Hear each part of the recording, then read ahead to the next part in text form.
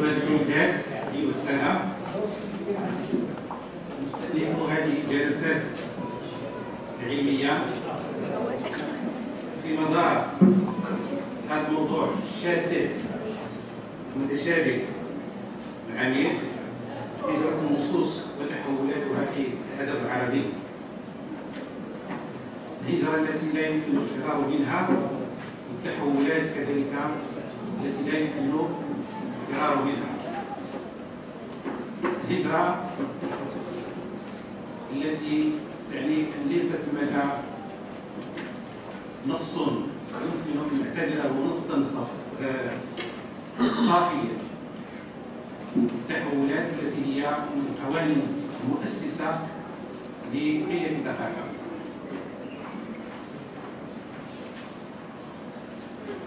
نستأنف هذه الجلسات ودون أن أطيل عليكم لأن الوقت لا يسمح بالكلام الذي أتمنى أن يتعمق أكثر في مداخلة السادة المشاركين الذين نعتز بمساهمتهم في هذه الأمسية.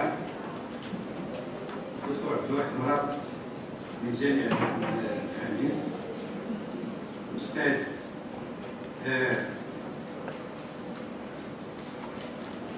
عبد الله عيد عشر جدا الميلاد، أستاذ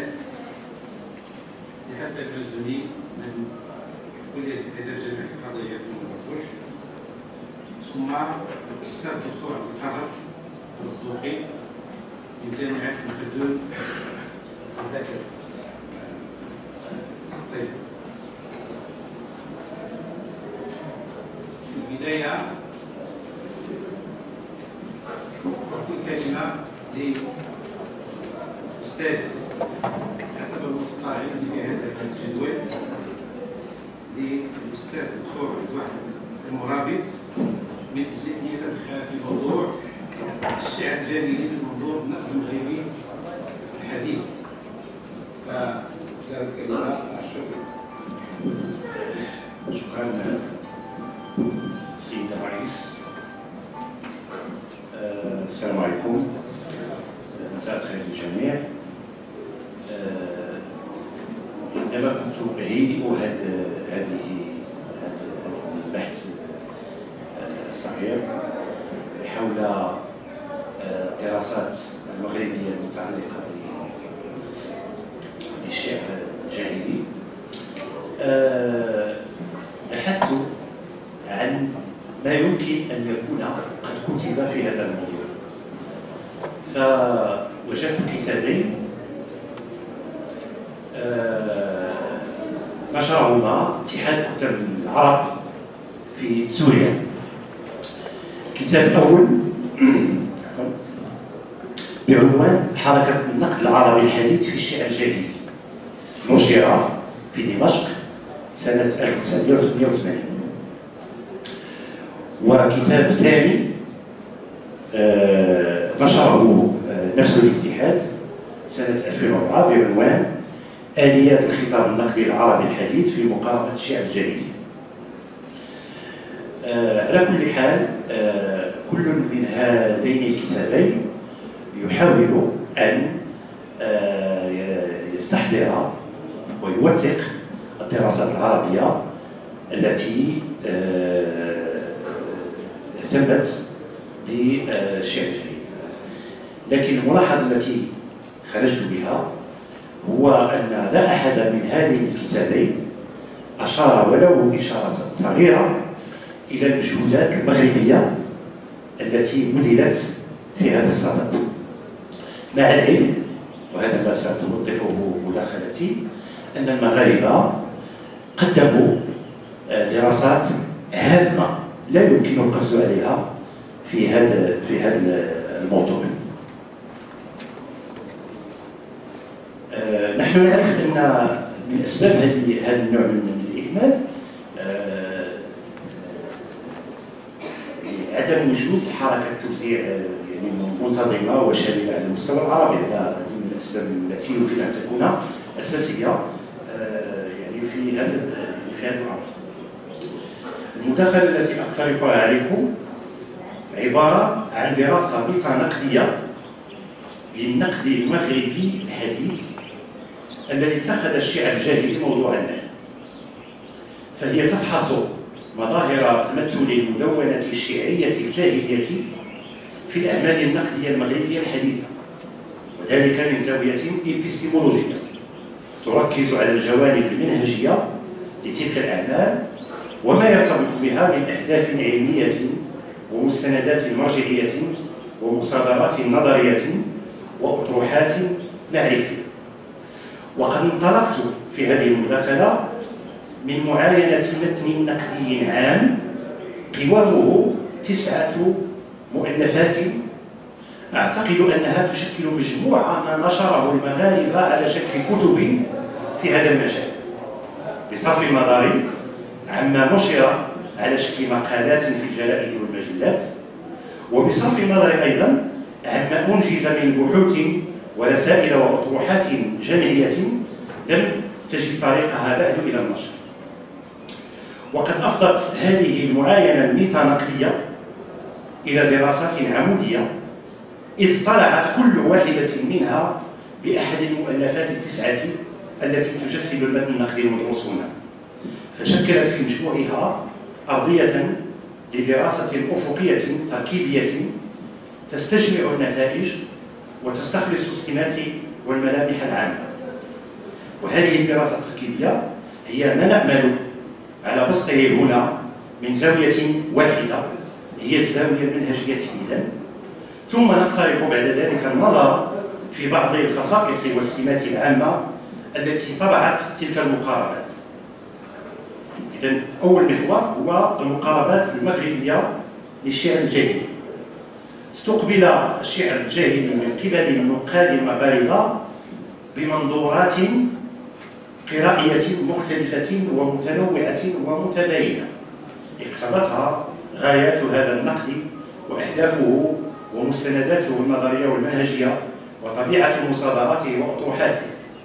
فمن خلال الفحص الإبستيمولوجي لمناهج هذا النقد يمكن تحديد المقاربات التالية.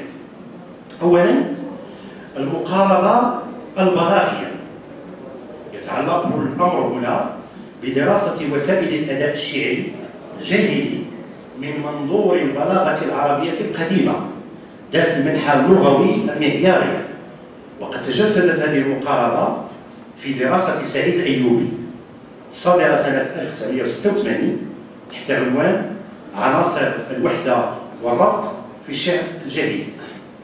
سعى هذا الناقد إلى إقامة الدليل على أن القصيدة العربية لم تكن مفككة العناصر ومتعددة الموضوعات والأغراض، وإنما عرفت وحدة عضوية بفضل عناصر ربط صوتية ومعجمية ونحوية وعروضية وبيانية وأسلوبية وبديعية، فضلا عن علاقة الربط القائمة على الدلالة والموضوعات والأغراض. وقد اعتمد الناقد سعيد الأيوبي أرضية منهجية بلاغية قديمة، حيث توسل بأدوات علوم البيان والمعاني والبديع، بالإضافة إلى إلى أدوات علم النحو وعلم العروض وغيرهما من علوم اللغة التي شكلت المناخ المعرفي للبلاغة العربية القديمة. هذا إذا المقاربة الأولى هي المقاربة البلاغية، يجسدها بحسب المثل الذي اعتمدته تجسدها دراسة سعيد الأيوبي حول عناصر الوحدة والربط في الشعر الجاهلي. المقاربة الثانية هي المقاربة التاريخية، يتعلق الأمر بدراسة الشعر الجاهلي في ضوء سياقه الزمني والمعطيات التاريخية المتصلة به. وقد تجسدت هذه المقاربة في 3 دراسات شكلت كل واحدة منها تنويعا منهجيا على أرضية التحليل التاريخي. وهكذا نجد المقاربة التاريخية ذات المنحى الطبيعي، والمقاربة التاريخية ذات المنحى الإخباري، ثم المقاربة التاريخية ذات المنحى الانطباعي. تجسد المنحى التاريخي الطبيعي، أي المقاربة التاريخية ذات المنحى الطبيعي، تجسدت في دراسة آسيا الهاشمي البلغيتي تلمساني الصادرة سنة 2007 تحت عنوان وصف الراحلة في الشعر الجاهلي. فقد سعت هذه الناقلة إلى تأكيد العلاقة بين الأدب والبيئة الطبيعية والزمنية التي تنتجه. أما المقاربة التاريخية ذات المنحى الإخباري فقد تجسدت في دراسة علي بيهي الصادرة سنة 2006 تحت عنوان قضايا في أدب الجاهلية. فقد سعى هذا الناقد إلى إضاءة قضايا متنوعة في الشعر الجاهلي من خلال معطيات التاريخ ومأثورات الأخبار الواردة في كتب الأدب العربي القديمة والحديثة. لذلك اعتبرنا مقاربته تاريخية ذات منحى إخباري. المقاربة التاريخية ذات المنحى الإخباري وهي النوع الثالث في هذا التصنيف تجسدت في دراسة علي بعرو الصادرة سنة 1995 تحت عنوان العمق الفكري في الشعر الجاهلي. فقد سعى هذا الناقد إلى اكتشاف أو إلى استكشاف المضامين الفكرية والقيم الإنسانية التي حفل بها الشعر الجاهلي محاولا إضاءتها في السياق التاريخي الذي أنتجه. إذا تحدثت الآن عن المقاربة التاريخية، ثم تحدثت عن المقاربة البلاغية الأولى، ثم المقاربة التاريخية بمناحيها الطبيعية والإخبارية والانطباعية. أنتقل إلى المقاربة الثالثة. المقاربة الثالثة هي المقاربة الموضوعاتية. يتعلق الأمر بمنهج موضوعاتي يستكشف تيمات الشعر الجاهلي ودلالاتها المختلفة ووظائفها كمكونات أساسية داخل القصائد الجاهلية. وقد تجسدت هذه المقاربة أيضا في 3 دراسات شكلت كل واحدة منها تنويعا منهجيا على أرضية التحليل الموضوعاتي.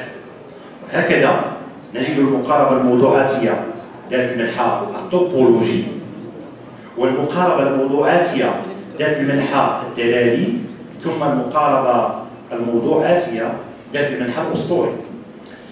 تجسد المنحى الموضوعاتي الطوبولوجي في دراسة رشيد نظيف الصادرة سنة 2000 تحت عنوان الفضاء المتخيل في الشعر الجاهلي.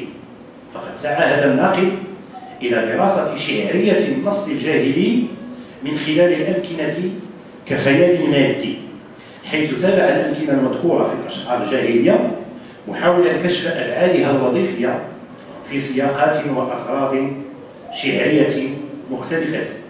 لقد حاول إبراز معالم البنية المحددة للفضاء المتخيل في شعر الجاهلية والمعتمدة على قبول العنان ورفض الحماية. هذا المنحى الموضوعاتي الطوبولوجي. المنحى الموضوعاتي الدلالي تجسد في دراسة حسن مسكين الصادرة سنة 2005 تحت عنوان الخطاب الشعري الجاهلي.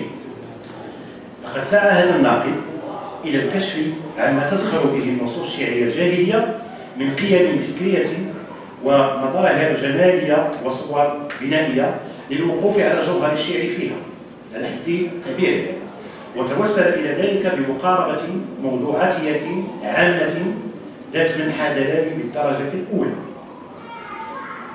أما المنحى الموضوعاتي الأسطوري فقد جسده محمد بن نور الحسني، ودراسته هذه صادرة سنة 2005 تحت عنوان السمات الأسطورية في الشعر الجاهلي، حيث يتعلق الأمر بمنهج موضوعاتي يبحث تجليات الأسطورة في المدونة الشعرية الجاهلية، وينفتح من ثمة على التحليل النفسي وعلم الأديان والأنثروبولوجيا وغيرها من العلوم ذات الصلة بدراسة الأسطورة. هذا ما يتعلق بالمقاربة الثالثة التي هي المقاربة الموضوعاتية. المقاربة الرابعة هي ما اصطلحت عليه بالمقاربة اللسانية الشعرية. الشعرية هنا نسبة إلى البوليتيك. يتعلق الأمر بمقاربة بنيوية تعتمد المستويات والأدوات اللسانية في تحليل الشعر لتصل فيما بعد إلى دلالته وأبعاده الموضوعاتية والقيمية. وقد تجسدت هذه المقاربة في دراسة أحمد بوزفور الصادرة سنة 1990 تحت عنوان تأبط شعرا، دراسة تحليلية في الشعر الجاهلي، حيث سعى الناقد إلى اكتشاف شاعرية سقط شرا من خلال المسح التفصيلي لعناصر شعره الفنية والعلاقات التي تربط بين هذه العناصر والعالم المتخيل الذي تبنيه هذه العلاقات. المقاربة الخامسة هي المقاربة التداولية. يتعلق الأمر بمنهج تداولي تأويلي يستحضر جوانب تفاعل بين النصوص الأدبية والقراء، ويركز على دور هذا التفاعل في بناء المعاني والدلالات الأدبية. وقد تجسدت هذه المقاربة في دراسة حميد الحميداني الصادرة سنة 1997 تحت عنوان الواقعي والخيالي في الشعر العربي القديم العصر الجاهلي. فقد سعى هذا الناقد إلى إعادة النظر في التراث الشعري من زاوية نظر جديدة تقوم على أسس ظاهراتية تراعي البعد التداولي للنص الشعري وطبيعة تفاعله مع القارئ. هذه إذن هي أنماط المقاربات النقدية المغربية التي تفاعلت مع الشعر الجاهلي في المغرب: مقاربة بلاغية تقليدية، ومقاربة تاريخية، ومقاربة موضوعاتية، ومقاربة لسانية شعرية، ثم مقاربة تداولية تأويلية.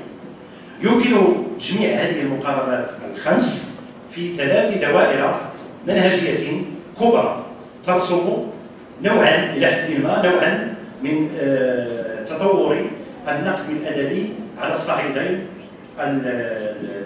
المغربي والعربي. الدائرة الأولى هي دائرة القدامى، وهي تشمل كل التصورات النقدية المعيارية التي تعتبر نصوص الأدب محاكاة بشرية لنماذج نصية علياء، فتحتكم من ثمة إلى أدوات البلاغة ووسائلها التكوينية.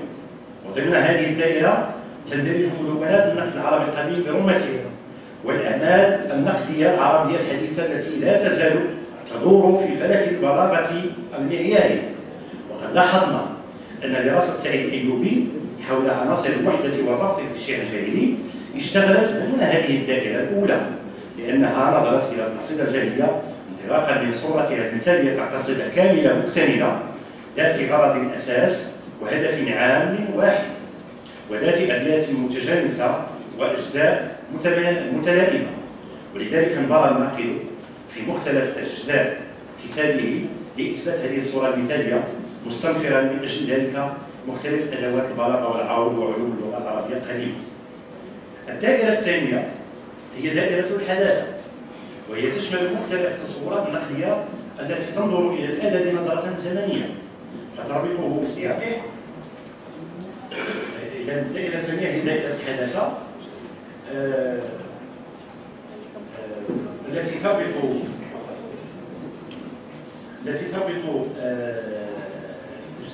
الأدب بسياقه التاريخي ومنشأه الاجتماعي.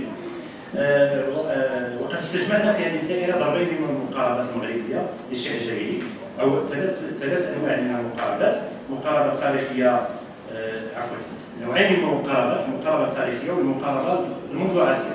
أما الدائرة الثالثة فهي دائرة ما بعد الحداثة، وهي تشمل المقاربات النقدية التي لا ترى في الأدب محاكاة لنماذج نصية معيارية ولا تعبيرا عن انعكاس أو انعكاسا لشخص أو مجتمع أو مذهب إيديولوجي زمني، بل تنظر إلى الأدب بناء على أنه بناء رمزي ومشروع دلالي عابر للزمن يتحقق بأشكال وكيفيات مختلفة تكيفها شروط التلقي والتأويل.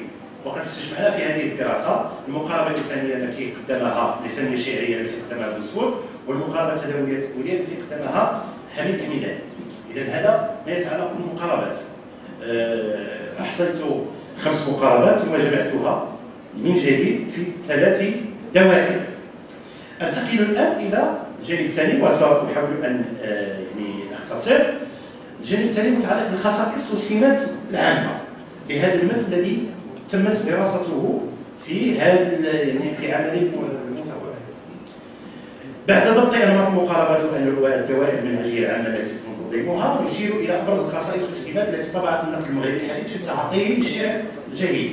السمات العامة: الأصل الأكاديمي للدراسات معظم هذه الدراسات، وهي 9 دراسات، 8 دراسات تنتمي إلى الحق الأكاديمي، أي أنها في الأصل عبارة عن بحوث ورسائل وأطروحات جامعية، باستثناء الدراسة التاسعة وهي دراسة علي بعروب التي اشتغل فيها خارج الحق الأكاديمي. من الخصائص أيضا أن النقد المغربي في مجموعة الدراسات أحاط بالنص الجاهلي من جوانبه المتعددة، سواء منها الجوانب المتعلقة بالنشأة والسياق والإنتاج، أو الجوانب المتعلقة بالمظاهر والظواهر النصية، أو بالجوانب المتعلقة بالتلقي والقراءة والتأويل، بمعنى أن هذه المدونة النقدية المغربية في مجموعها أحاطت بمختلف جوانب الشعر الجاهلي. هذه المدونة أيضا استوعبت كما هائلا من المتن الشعري الجاهلي، تقريبا مجموع المتن الذي قدمته لنا مصادر الأدب. خاصية أخرى أو سمة عامة أخرى وهي المنحى الأطروحي. معظم هذه الدراسات اتسمت بجانبها الأطروحي، أن لها جانب فكرة معينة أو تأويل معين للشعر الجاهلي حاولت أن تدافع عنه بأدوات حجاجية معينة، بما في ذلك دراسة علي بعروب التي أنجزت خارج الحق الجامعي. من الخصائص أيضا طغيان الطابع السجالي، وهذه الخاصية ناتجة عن الخاصية السابقة، بما أن هناك أطروحة إذن هناك أطروحات ضدية، إذن هناك سجال ونقاش وعملية إقناع مبنية بأدوات نقدية وأدوات منطقية معينة. ثم أختم بسمة عامة